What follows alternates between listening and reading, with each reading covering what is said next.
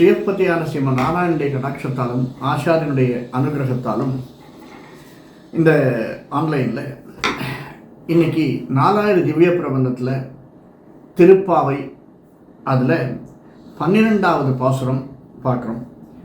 12வது பாசுரம், கனைத்திளம் கற்றெருமை கன்றுக்கு இறங்கி நினைத்து முளைவழியே நின்று பால் சோர நனைத்தில்லம் சேராக்கும் நற்செல்வன் தங்காய் பனித்தலை வீழ நின் வாசல் கடை பற்றி சினத்தினால் தென்னிலங்கை கோமானை செற்ற மனத்துக்கிணியானை பாடவும் நீ வாய்த்தரவாய் இனித்தான் எழுந்திராய் இதென்ன பேருறக்கம் அனைத்தில்லத்தாரும் அறிந்தேலோர் எம்பாவாய். அற்புதமான பாசுரம். கனைத்து இளம் கற்றெருமை, எப்பயுமே ஆல்வேஸ் ஃபீலிங் யங் அப்படின்னு சொல்லுவார். எவ்வளோ வயசானாலும் ஃபீலிங் யங் அப்படிங்கிற மாதிரி ஒரு பாவம். அந்த மாதிரி கனைத்து இளம் கற்றெருமை, என்ன இளம் கன்றையுடைய எருமைகள் கன்றுக்கு இறங்கி. யார் இது? பாசுரம் அந்த கண்ணன் கோபிகைகள் இவாளுக்குள்ளே இருக்கிறது. அவள் பிரியாமல் இருக்கக்கூடிய ஒரு சூழ்நிலை. கண்ணை நினைத்து கோபிகைகளும் கோபிகைகளை நினைத்து கண்ணனும் இயங்குவது. கன்றுக்கு இறங்கி நினைத்து முளை வழியே நின்று பால் சோறும்.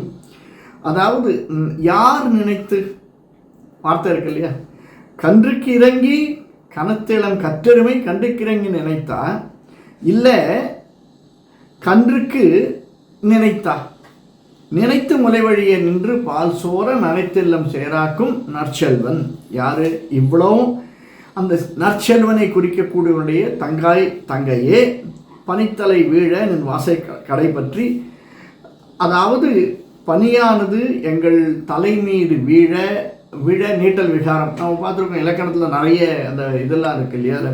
வீழ அப்படின்னா விழ அப்படின்னு அர்த்தம். நீட்டல் விகாரம் உன் தலைவாசலை பிடித்து கொண்டு தனது கோபத்தால் ராவணனை சென்ற எனது சினத்தினால் தென்னிலங்கை கோமானை செற்ற மனத்துக்கிணையானே.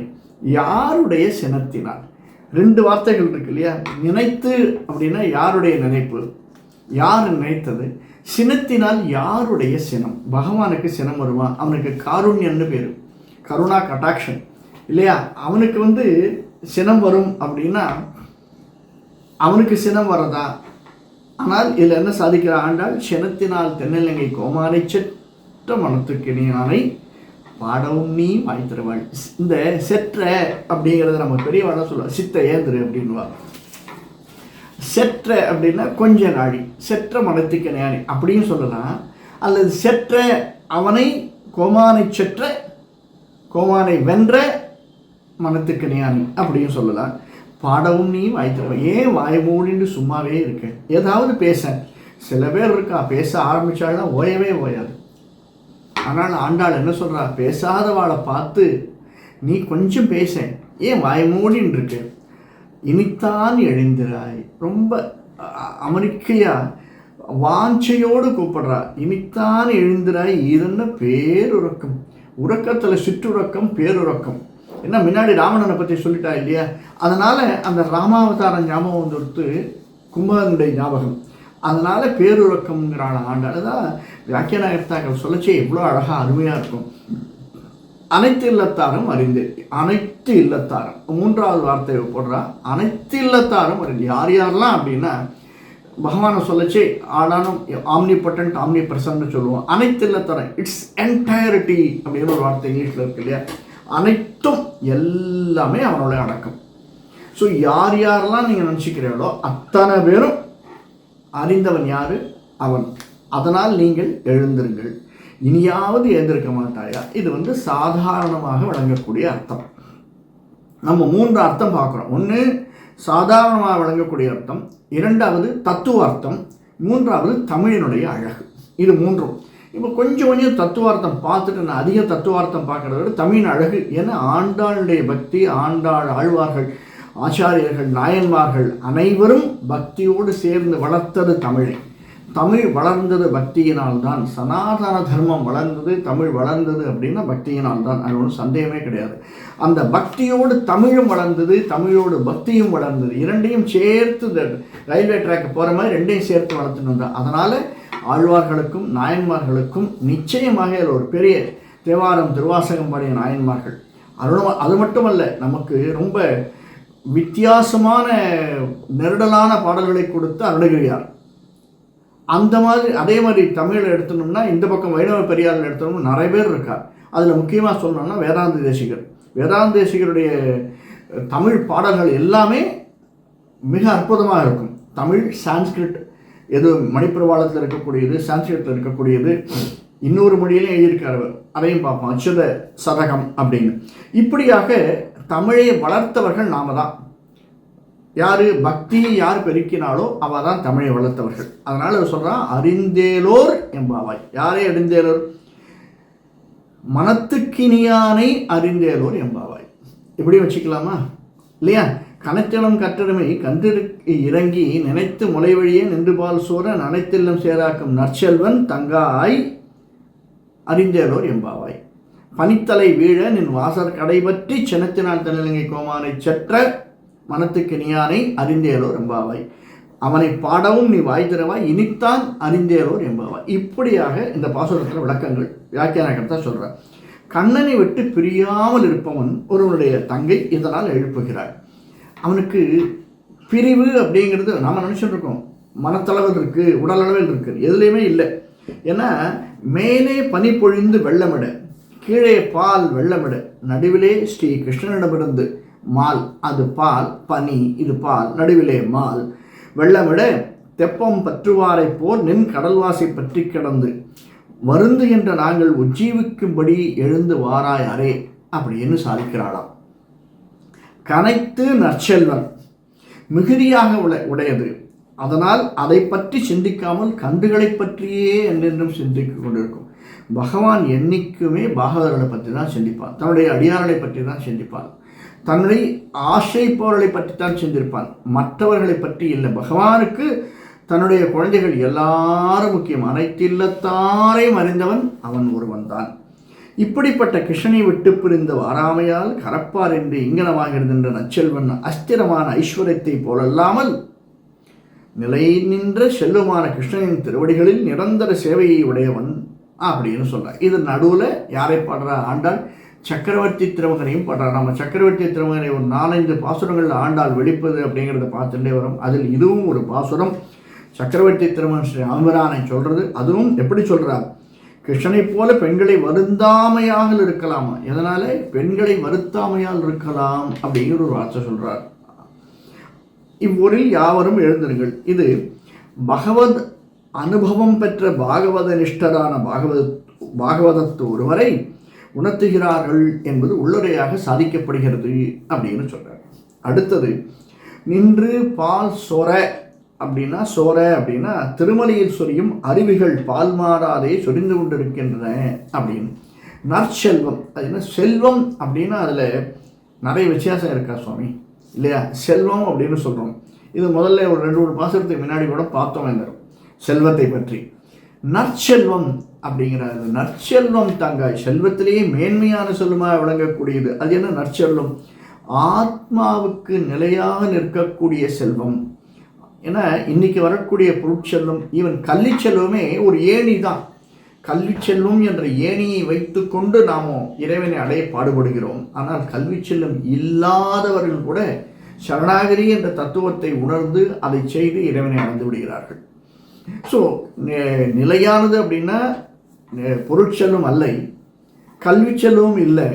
அப்போ நிலைத்தில் இருக்கக்கூடிய செல்வம் இந்த ஆன்மாவிற்கு நிலையாக இருக்கக்கூடிய செல்வத்தை தான் சொல்கிறார் நற்செல்வம் அப்படின்னு. கைங்கரியலட்சுமி அப்படின்னா ஆச்சாரியர்கள் சீடர்களுக்கு இறங்கி பகவத் குணங்களை சுரக்க அதனால் சீடர் மனம் குளிர்வார்கள். இப்படியாக சொல்லப்படுகிறது இந்த பாசுரத்தினுடைய விளக்கம். இப்போது தமிழினுடைய அழகு பார்க்கலாம். நம்ம தமிழ் அப்படின்னு நாம் சொன்ன உடனே ஆண்டாளுடைய பாசுரங்கள், ஆண்டாள் பாசுரங்கள் மட்டுமில்லை, ஆழ்வார்கள் ஆராரியர்கள் அத்தனை பேருடைய பாசுரங்களுமே மிக மிக அழகாக துவனியாக வளரக்கூடியது. இன்னும் தமிழுக்கு பக்தின்னு சொல்கிறோம் இல்லையா, பக்தியோடு சேர்ந்து கொடுத்தவர்கள் சித்தர்கள். 15 சித்தர்களுடைய பாடல்கள் எடுத்தாலும் பக்தியோடு சேர்ந்ததாக தான் இருக்கும். அதில் ஒரு பெரிய சித்தருடைய பாடல் நம்ம ரெகுலராக பார்த்துட்டு வரோம். நிறைய பேர் இருக்கா. அதில் பட்டினத்தாரும் ஒரு சித்தராக தான் இருக்கார். இங்கே இருக்கக்கூடிய திருவான்மையூர் பக்கத்தில் இருக்கக்கூடிய சித்தர்கள் போகர், இப்படி பல சித்தர்கள். அதில் திருமழிசையாழ்வார் என்ற ஒரு சித்தர், அவர் ஒரு சித்தர், திருமழிசை பிரான் அப்படின்னு சிவவாக்கியர் என்ற சித்தராக அறியப்பட்டவர், திருமழிசை ஆழ்வாராக மிளிர்ந்தவர். அவர் என்ன சொல்கிறார், நம்ம இதில் பகவானை பற்றி பாடச்சு எவ்வளோ நெருடலான பாடல்களை சொல்லக்கூடிய, ஏன்னா சந்தம் அப்படிங்கிறது திருச்சந்தத்தில் வரக்கூடிய பாடல்கள். அதில் சொல்லச்சே அவர் பூனிலாய 3 மாய், பூனிலாய 5 மாய், புனர்கான் என்ற 4 மாய் அப்படின்னு ஆரம்பிக்கிறார். அந்த பாடல்கள் மட்டுமல்ல, திருச்சந்தவரத்தில் பல பாடல்கள் இருக்குது. பல பாடல்களை நம்ம அனுபவிச்சிருக்கோம். அதில் பெருமாள் திருமொழியாகட்டும், பெரியாழ்வார் திருமொழியாகட்டும், நாச்சியார் திருமொழியாகட்டும், ஒவ்வொன்றுமே வித்தியாசமாக சொல்லக்கூடியது தான்.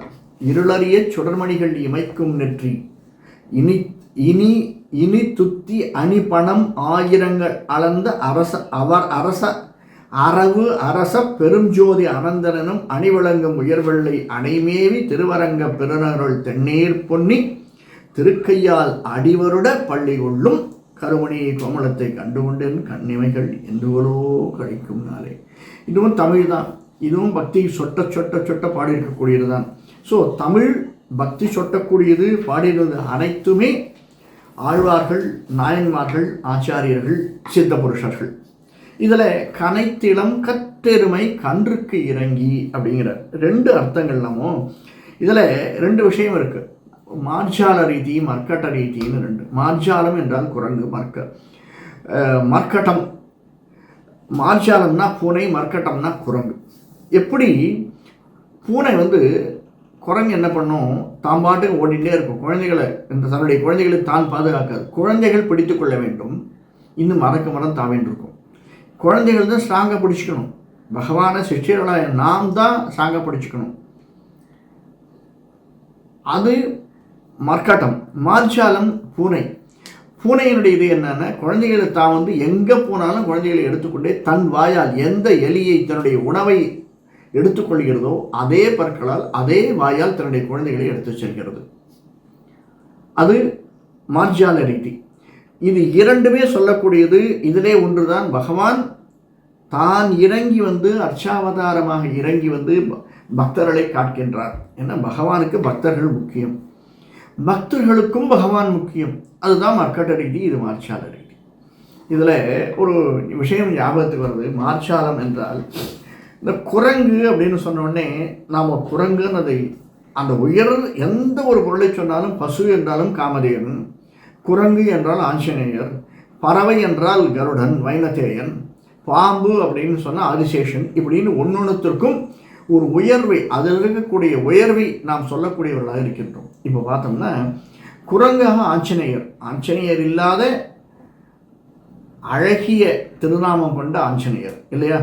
அது இல்லாமல் ராமாயணமே இல்லை. ஆஞ்சநேயர் தான் ஒரு பெரிய பாலமாக இருந்தார் சீதைக்கும் ராமனுக்கும். அதுவும் அதனால தான் இந்த பாசுரம் அந்த ஆஞ்சநேயர் நான் கொண்டுவிடுவதற்கான சினத்தினால் தென்னிலங்கை கோமானை செற்ற மனத்துக்கு நீயானேன் பாடினானே. அந்த சினத்தினால் செற்றது இனிந்தவன் யார், சினந்தது யார் அப்படின்னா 2 பேருக்குமே எவ்வளோதான் காக்காசுரன் கொத்தினா கூட அந்த சினம்ங்கிறது வரல. அவனும் தன்னுடைய குழந்தையாகத்தான் பார்த்தாள்.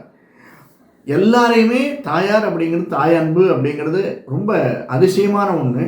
தாயை நினைத்து தந்தையும், தந்தையை நினைத்து தாயும் கொள்வது தான் சிறப்பு. அங்கே வரக்கூடியது சினம். தந்தைக்கு ஒன்றென்றால் தாய் கொள்வது சினம். தாய்க்கு ஒரு விரக்தியோ அல்லது ஆபத்தோ என்றால் தந்தை கொள்வது சினம். அதை அவர்களிடத்தில் உள்ள ஈடுபாட்டினால் ஏற்படக்கூடியது தான் சினம்.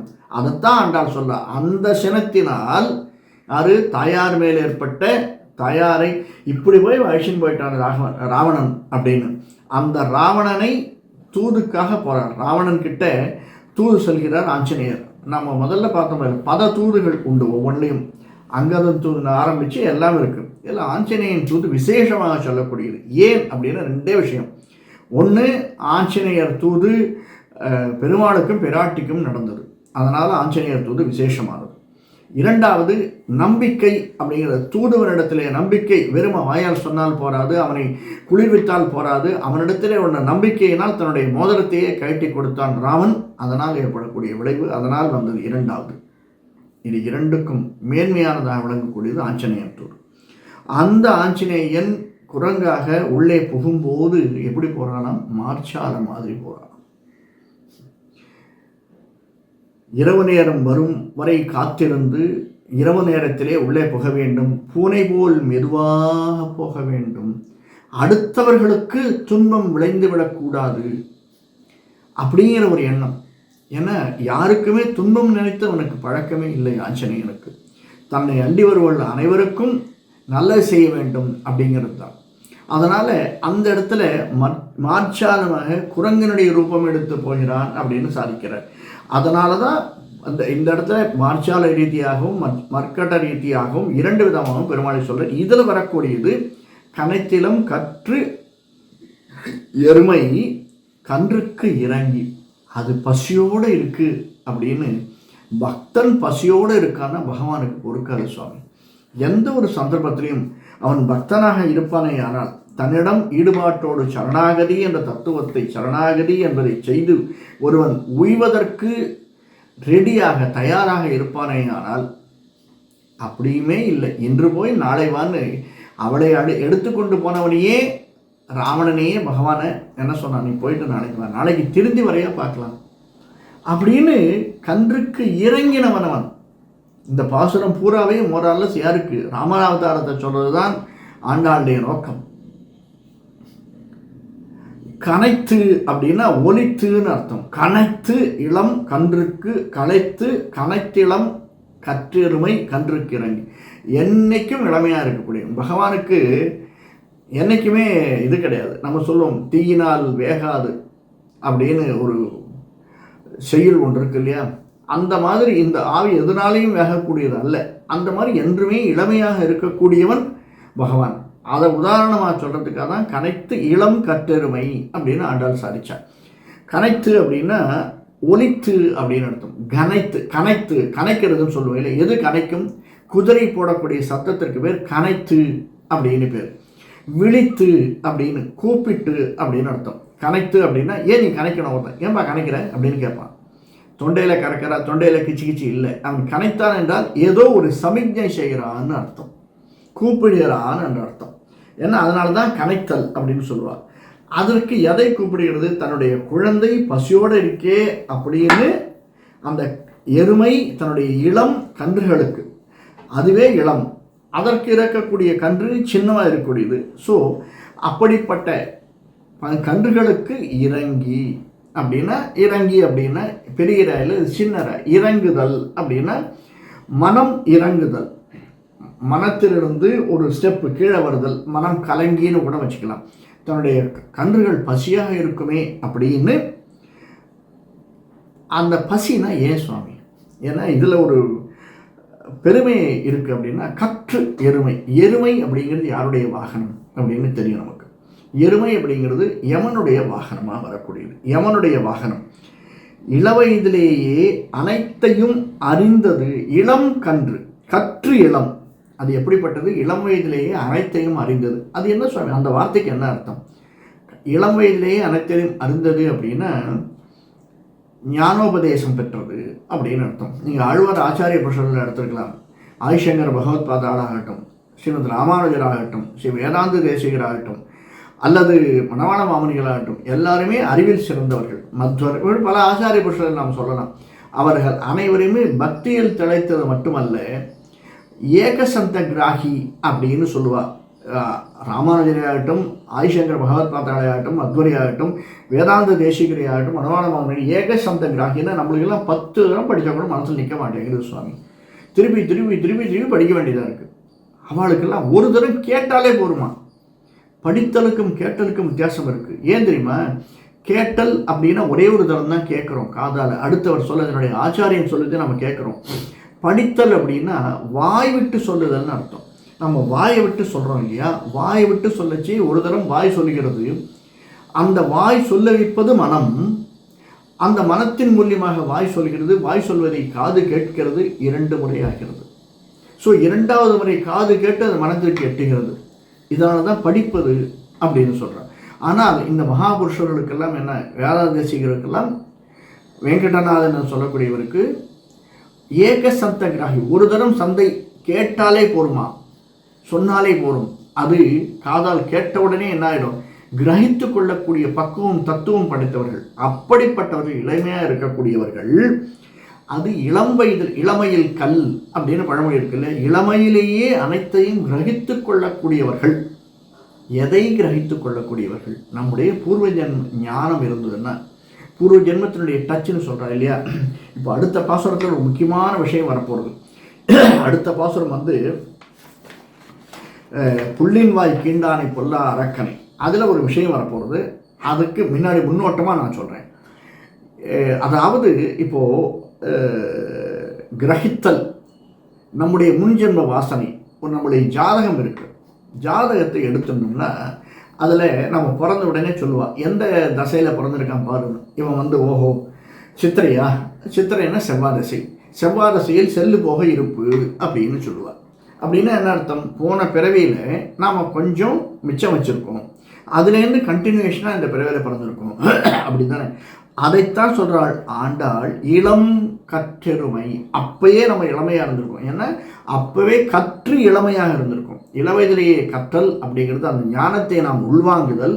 அப்படிப்பட்டவர்களாக இருக்கக்கூடிய நமக்கு பகவான் இறங்கி வருகிறான். இறங்குதல், இறங்கி கனைத்திடம் கற்றெருமை கன்றுக்கு இறங்கி நினைத்து முளைவழியன் என்று பால் சோழன். நம்ம இதில் முதல் வார்த்தை பார்த்தோம், அடுத்து ரெண்டாவது வார்த்தை நினைத்து, அடுத்தது நான் மூணாவது வார்த்தை நான் சொல்லிட்டேன், யாரை சினந்து அப்படின்னு சொல்லிட்டேன், யாரினால் சினந்துன்னு சொல்லிட்டேன். இப்போ நினைத்து அப்படின்னா பகவான் நினைத்து, பகவானை நினைத்து இல்லையா. நினைத்து அப்படிங்கிற வார்த்தை யார் நினைத்து? நான் பகவானை நினைத்து. ஏன்னா அதான் சொல்கிற இளம் கற்று எருமை. கற்றது நம்ம படிச்சிருந்தால் தான், ஞானம் இருந்தால்தான் பகவானோட ஈடுபாடு கிடைக்கும். பகவானை நினைக்கக்கூடிய சந்தர்ப்பம் வரும். ஞானம் இல்லை, படிக்கலை, சரணாகதி பண்ணிக்கலை, அவனை பற்றி தெரிஞ்சிக்கல, அப்படியே ஒரு மதலை மாதிரி மதன் சுற்றிகிட்டோ இருந்தோம்னா எதுவுமே நமக்கு ஏறாது. அடுத்தது இன்னொரு பிறவி, பிறவி யோனியில் பிறந்து வர வேண்டியது தான். அது இல்லாமல் இப்பொழுதே நாம் நினைத்தவையானால், நினைத்து நாம் நினைத்த உடனே முளை வழியே பால் சொல்ற அந்த கன்றுகள் அம்மானு இங்கிருந்தோ கத்துமா. நீங்கள் பார்த்துருப்பீர்கள், இந்த ஓட்டின் போகச்சே ஒரு கூட்டமாக பசுக்களையும் கன்றுகளையும் ஓட்டின் போகச்சே அது கிட்ட இருந்து நம்ம பார்த்தா தெரியும். ஒரு நாள் 2 நாளில் பார்த்தா புரியாது. ஒரு 20 நாள் 25 நாள் கூடவே நம்ம பயணித்தோமையானால் நமக்கு தெரியும். கன்று பசியோடு கத்துற போது அந்த கன்றுக்கு வேலைய பால் அது கத்தின உடனே, அம்மானு கூட்ட உடனே அது நினைத்த மாத்திரத்திலே தாய்க்கு அந்த பால் ஊற ஆரம்பித்து விடுவான், சொரிய ஆரம்பித்து விடுவான். கன்று அங்கேயே நீங்கள் வர்றதுக்குள்ளே ரெடியாக இருக்குமா. அந்த கன்றுக்கு ஊட்டணும். எவ்வளோ பசியோடு வருதுன்னு தெரியாதே, அதற்கு நாம் எடுத்து கொடுக்கணுமே அப்படின்னு நினைத்தவுடன், கன்று நினைத்தவுடன் இங்கே பால் சொரியக்கூடியது பகவானுடைய அன்பு. பகவானை நீ ஒரு தரம் கிருஷ்ணா துவாரகா வாசான்னு கூப்பிட்டா போகிறோம். கேசவா நாராயணா மாதவான் ஒரு தரம் கூப்பிட்டா போகிறோம். சிவன் அதை தானே சொல்கிறார். 1000 நாமங்கள் வேணுமான்னு பார்வதி கேட்கச்சே என்ன சொல்கிறார்? வேண்டவே வேண்டாம், ராம என்ற 2 எழுத்து மந்திரம் போகிறோங்கிறார். அந்த 2 எழுத்து நீ சொன்ன உடனே போகிறோம். ஆனால் சொல்வதிலே தத்துவம் இருக்குது. வெறுமை எங்கள் வீட்டுக்காரன் கச்சேரிக்கு போகிறான்னு போயிட்டு இருக்கக்கூடாது, அந்த மாதிரி சொல்லக்கூடாது. மனதினால் சிந்தித்து அப்படிங்கிற ஆண்டாள் இல்லையா. வாயினால் பாடி மனதினால் சிந்தித்து போய பிழையும் புகுதருவான் நின்றளவும் தேயிலின் தூசாகவும் செப்பு. அது எப்படி இருக்கணுமா? வாயினால் பாடி மனத்தினால் சிந்திக்கணும். பகவானை கூப்பிட்டா அடி வயத்துல அந்த நாதம் வரணுமா, அந்த நாதமானது வரக்கூடியதாக இருக்கணுமா. அதை தான் சொல்ற, நினைத்து மலை வழி. அந்த நினைச்ச உடனே நமக்கு அருள் தரக்கூடியவன், சொரியக்கூடியவன், பால் சொரியக்கூடியவன், நின்று பால் சோற அப்படின்னா நம்ம இங்கே எங்கேயும் அடைய வேண்டியதே இல்லை சுவாமி. பகவான் நம்ம கிட்ட வரான். அர்ச்சாவதாரம் எடுத்து விபவம் அந்த 5 நிலைகளில் ஒவ்வொருலையுமே நாம் தேடி போக வேண்டியதில்லை. அவன் நம்மக்கிட்ட வரான். நாம் நின்றுட்டே இருக்கலாம். பகவானுடைய சிந்தனையோடு நாம் நினைந்து அவனை நினைத்து நின்று கொண்டே இருந்தோமையானால் அவன் நம்மிடம் நின்று பால் சோற அப்படிங்கிற ஆண்டாள். நனைத்து இல்லம் சேராக்கும் நற்செல்வன் தங்க. அதாவது அங்கே இருக்கக்கூடிய வீடு முழுவதுமே ஈரமாக்கி அப்படின்னு, அதாவது மண்ணாக இருக்கக்கூடியது இந்த பால் பட்ட உடனே சேராகி விடுகிறது அப்படின்னு ஒரு வார்த்தை சொல்கிறார். நனைத்தில்லம் சேராக்கும் நற்செல்வன் தங்காய். அந்த இடத்துல இருக்கக்கூடியவளே அப்படின்னு அர்த்தம், தங்கையே அப்படின்னு கூப்பிடுறார். இதில் இன்னொரு தத்துவார்த்தம் என்ன இருக்குது? நனைத்து இல்லம் சேராக்கும் நற்சாலும். இந்த பால் சொரியறது இல்லை, அது என்ன ஆகிடுமா, கன்றுக்குட்டி அரிஞ்சது போக மிச்சம் இருக்கிற பால் எல்லாம் கீழே வழிஞ்சிடுமா. எதுக்காக கீழே வழியிறது? கீழே வழிஞ்ச உடனே இல்லமெல்லாம் சேராயிடுமா. இல்லம் நம்ம பளபளன்னு இருக்கக்கூடிய இல்லம் இப்போ என்ன ஆகிடுறது? சேராயிடுறது. நனைத்து இல்லம் சேராக்கும் நற்செல்வன் தங்காய். அங்கேயே நற்செல்வன் அப்படின்னு ஒரு வார்த்தையை போடுறார். செல்வன் அவன் நற்செல்வன். ஆரம்பத்திலேயே அந்த நற்செல்வன் அப்படிங்கிற செல்வம்ங்கிறதுக்கு டீட்டெயிலிங் நம்ம பார்த்தோம். ஆத்மாவிற்காக நிலையாக நிற்கக்கூடிய செல்வம் அப்படின்னு பார்த்தோம். அப்படிப்பட்ட செல்வத்தை உடையவள் அப்படின்னா இங்கே இன்னொரு மீனிங் என்ன அப்படின்னா, நமக்கு பிளெயினாக இருக்குது, பளபளன்னு இருக்கும் உள்ளம். இந்த உள்ளத்திலே ஆச்சாரியன் என்பவன் நம்முடைய அறிவை புகுத்துகிறான், பகவானை பற்றிய சிந்தனையை புகுத்துகிறான். அது உள்ளே நம்முள் கலந்து விடுகிறது, சேராக்கி விடுகிறதுன்னா இணைந்தும் ஒன்றாகி விடுகிறதுன்னு அர்த்தம். நற்செல்வம், நல்ல விதமான ஆத்மாவுக்கு தேவையான நற்செல்வம் என்னாகி விடுகிறது? சேராக்கி விடுகிறது, நனைத்து சேராக்கி விடுகிறது. பகவானுடைய சிந்தனை, ஆழ்வாராதிகளுடைய பரிபூர்ண ஆசி நம்முடைய ஆச்சாரியன் மூலியமாக நமக்கு கிடைக்கிறது. எல்லாமே இப்போ கூகுளில் தேடினா கிடைக்கும். கூகுளில் தேடினா எல்லாமே கிடைக்குமா? கிடைக்கும். ஆனால் பரிமாணங்கள் வேறு மாதிரி இருக்கும் இல்லையா? அவ்வளோதான் வித்தியாசம். அடுத்த வார்த்தை சொல்றா, சினத்தினால் தென்னிலங்கை கோமானை செற்ற மனத்துக்கினியானை பாடவும் நீ வாய் தருவாய். அவன் எப்படிப்பட்டவன்? என்னுடைய மனத்துக்கினியவன். எல்லாத்தையும் விட்டுறா. இது வரைக்கும் ஆண்டாள் இந்த 11 பாசுரங்களில் கிருஷ்ணனை பற்றி சொன்ன எல்லாத்தையும் விட்டுட்டு என்னுடைய மனத்துக்கினியவன் யாருன்னு, சினத்தினால் தென்னிலங்கை கோமானை செற்ற மனத்துக்கினியானை விட்டுறான். இதில் தான் பார்த்தோம் ஏன் ராமனை மனத்துக்கினியாள்னு சொன்னா அப்படின்னா, ராமன் யாருக்காக சினந்தானா? தேவிக்காக சினந்தானா? சீதா மாதாவுக்காக சினந்தானா? சீதை கஷ்டப்பட்டு அங்கே உட்கார்ந்துருக்காளே அசோகவனத்தில், அவளுடைய கஷ்டத்தை எல்லாம் நினைத்து எடுத்து கொண்டு வந்து சொன்னானே மாருதி, அதையெல்லாம் நினைத்தவனுடைய மனம் சினந்ததான். சீதைக்காக சினந்த மனம் ஒரு பெண்ணுக்கு தான்ப்பா தெரியும். ஒரு பெண்ணினுடைய மனம் ஆண்டாள் கிளீனாக சொல்கிறார். அந்த மனத்தை, பெண்ணினுடைய மனம் பெண்ணுக்குத்தான் தெரியும். அவள் எவ்வளோ கஷ்டப்படுறா அப்படிங்கிறத உணர்ந்தவன் ராமபிரான். அதனால தான் அவனுக்கு சினம் வந்தது. இல்லைன்னா சினம் வந்திருக்காது. மாரீச்சனை அங்கேயே தன்னுடைய ஆச்சாரியன் சொன்னார் அப்படிங்கிறதுக்காக தாடகையை பண்ணான் இல்லையா? நான் வேற ஒரு சந்தர்ப்பங்களும் பார்த்துருக்கோம். மாரீச்சனை விட்டுட்டான், போயிட்டு வா அப்படின்னு. திரும்பவும் எல்லார்கிட்டையும் சரணாகதி யாராவது பண்ணுவாளா அப்படின்னு எதிர்பார்த்து காத்திருக்கக்கூடியவன்.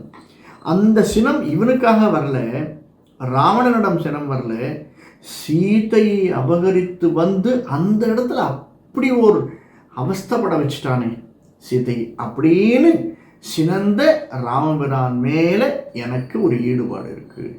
அப்படிப்பட்டவன் யார்? மனத்துக்கினியான். அவனை பாடவும், அவனாகவும் இவனாகவும் அவன். ராமபிரானும் கிருஷ்ணனும் ராமன் தான், இரண்டும் ஒருவன் தான். ராமாவதாரம் கிருஷ்ணாவதாரம் இவையெல்லாம் அவதாரங்கள் தானே என்று சாதிக்கிறாள் ஆண்டாள். மனத்துக்கினியானை பாடவும் நீ வாய் தரவே. ரொம்ப வாய்க்குள்ளேயே முனைகின்ற இருக்காது, வாயை திறந்து பாடு அப்படிங்கிறார். முதல்ல நான் சொன்னது காது கேட்பதற்கு, வாயால் பாடு, வாய் திறந்து பாடி இனித்தான் எழுந்திராய் இதென்ன பேருக்கும். ஏன்னா இது ராமாவதாரத்தில் மனசு போனதுனால முதல்லையும் அந்த மார்ஜால ரீதி, மர்க்கட்ட ரீதி அனுபவத்தை சொல்கிறா, அதே வார்த்தைகளை போடுறா. அதே மாதிரி பின்னாடி வரைச்சு இதென்ன பேருறக்கம் அப்படிங்கிறா. ராமாயணத்தை நினச்சிட்டே இருக்கா. கும்பகர்ணனுக்கு ஞாபகம் வருது. உறக்கம் அப்படின்னாலே சாதாரணமானதில்லை, கும்பகர்ணனுக்கு இருக்கக்கூடியது பேருறக்கம். அதனால் ஆண்டாள் சொல்கிறா இந்த வார்த்தை, இதென்ன பேருறக்கம். இது வரைக்கும் இந்த வார்த்தையை உபயோகப்படுத்தலையே. ஏன்னா ராமாவதாரத்தை மனசுக்கு நினச்ச உடனே அனைத்து இல்லத்தாரும் அறிந்தேலோர் எம்பாவாய். அனைத்து இல்லத்தாரும் ஒத்தார் கூட பாக்கி இல்லை.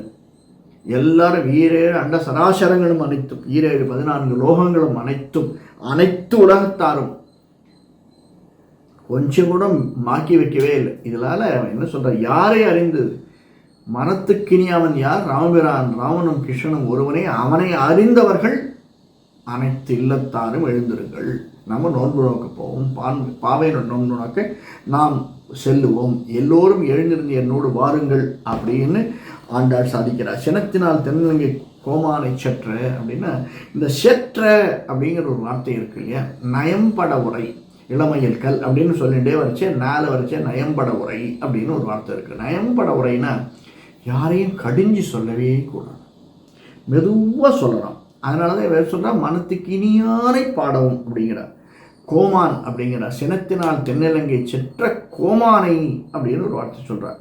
அது என்ன கோமகம், கோ அப்படின்னா அவன் ராஜாடா, நீ என்னமோ அவனுக்கு ராஜ்யத்தை கொடுக்குறேன்னு சொல்லிட்டு இருக்க, எல்லாரும் நான் உனக்கு ராஜ்யத்தை கொடுக்குறேன், நான் உனக்கு ராஜ்யத்தை கொடுக்குறேன்னு சொல்கிறேன். அவனுடைய ராஜ்யத்தில் தான் நாம் இருக்கோம். அது என்ன ராஜ்யம்? அடுத்த வார்த்தை சொல்கிறா, 7 உலகங்களும் அனைத்து இல்லத்தாரும் அப்படிங்கிறது என்ன? அவனுடைய வார்த்தை. கோமகன், அவன் கோமான், சீமான் அவன் கோமான். அந்த கோமானை செற்ற தென்னிலங்கை கோமானை, தென்னிலங்கை கோமானா உடையவன் ராவணன், அவனுக்கும் ஆட்சி செய்யக்கூடியவன், அவனையே கோமகன் அப்படின்னு அவனையும் சொல்லிச்சவே, அவனும் அந்த இடத்துக்கு அரசன்ற ஒரு அர்த்தத்தில் தான் சொல்கிறான். அவனும் கோமகன் தான். அவன் எந்த இடத்துல இருக்கான்? தென்னிலங்கை என்ற ஒரு சிறு இடத்திற்குள்ளே அடைபட்டு கிடப்பவன். அதுவே அவனுக்கு கோமான்னு அவனை அடைமொழியாக சொல்கிறார்.